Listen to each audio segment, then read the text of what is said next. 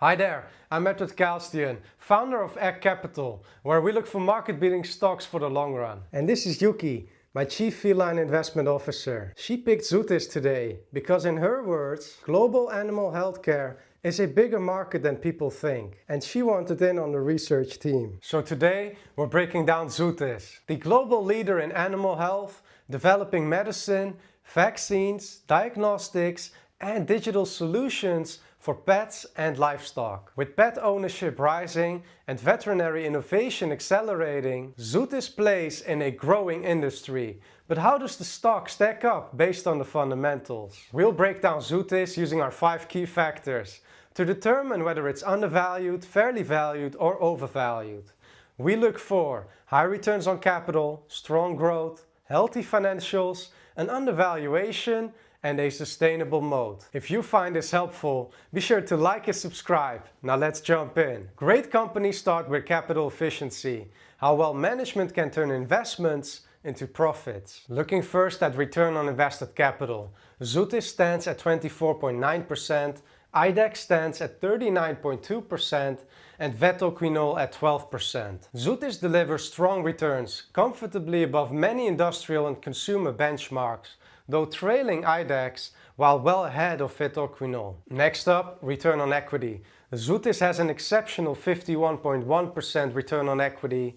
IDEXX is slightly higher at 57.7% but trending downward, and Vetoquinol has 10.6%, significantly lower. When looking at the 10-year trend, IDEXX had some big spikes that make long-term trends look uneven.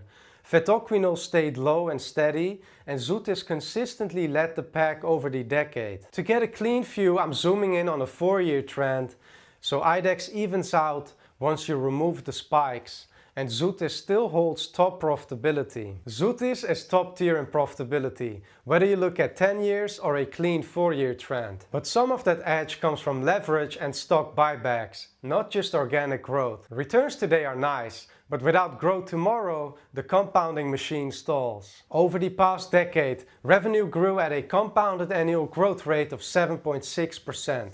Net income grew at a CAGR of 24.8%, and earnings per share grew at a CAGR of 26%, boosted by share buybacks. Now let's compare the earnings per share CAGR versus peers.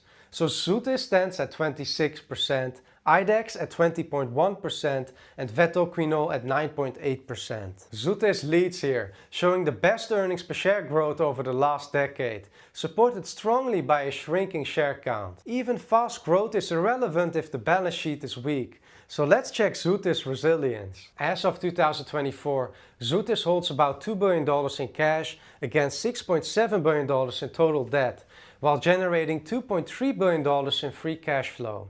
Meaning its free cash flow to total debt ratio is 34% and well above the minimum 15% threshold. More importantly, its leverage has improved dramatically over the last decade, with debt to equity falling from 4.5 in 2015 to 1.4 at fiscal year ending 2024. While 1.4 isn't ultra low, the combination of strong cash reserves, powerful debt coverage, and a clear long-term de-risking trend makes this a financially healthy and well-managed balance sheet, a decisive improvement from its past structure. Even a great company can be a poor investment if expectations are already priced in. Zoetis trades at a 21.6 PE ratio, far below IDEXX at 59.7 and slightly above Vetoquinol at 14.2, a middle ground valuation relative to peers.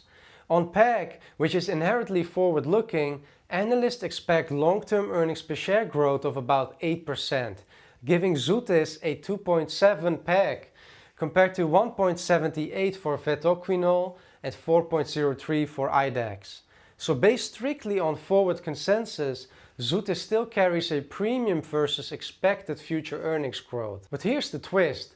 Zoetis' earnings per share has grown 26% annually over the last decade, driven by smart capital allocation, buybacks, and disciplined execution. PEG measures expectations. The historical CAGR shows proven performance. The difference highlights that analysts may be cautious about future growth, even when a company has consistently delivered. One metric shows what Zoetis has done, the other what the market expects. The truth is probably somewhere in the middle. Zoetis may not repeat a 26% earnings per share CAGR forever, but it also likely has more room to grow than a PEG ratio implies. That gap is where the story gets interesting. A moat isn't a metric, it's the reality that keeps customers from leaving. In animal health, veterinarians don't swap treatments casually. They change only when new medicine proves meaningfully safer or better. If a prescribed drug works, replacing it adds clinical risk, not upside. That creates powerful switching friction, especially for chronic pet care and large livestock treatment programs. IDEXX dominates diagnostics, and while its tools lead detection, diagnostics don't treat the illness, medicines do.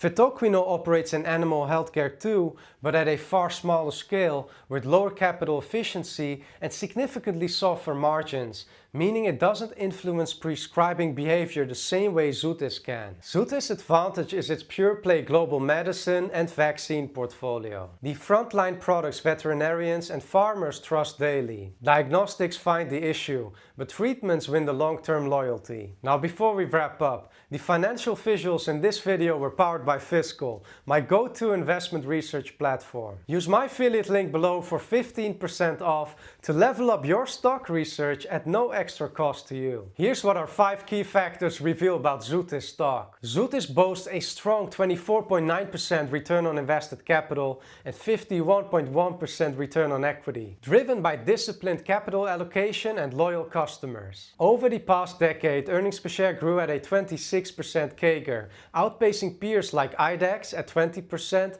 and Vetoquinol at 9.8%. Debt to equity dropped from 4.5 in 2015 to 1.4 today. The stock trades below IDEXX on price to earnings. Yet forward PEG ratio reflects a growth premium on conservative 8% earnings per share estimates. Zoetis' real moat, it's not diagnostics alone. It's that Zoetis owns frontline treatments veterinarians and farmers rely on daily, making switching costly, risky and unlikely. What do you think? Is Zoetis building the strongest long-term moat in animal health? Or will diagnostics leaders like IDEXX dominate the future narrative? Drop your thoughts in the comments, hit like and subscribe, and let me know which stock you'd like me to cover next. Thanks for watching, and I'll see you in the next one.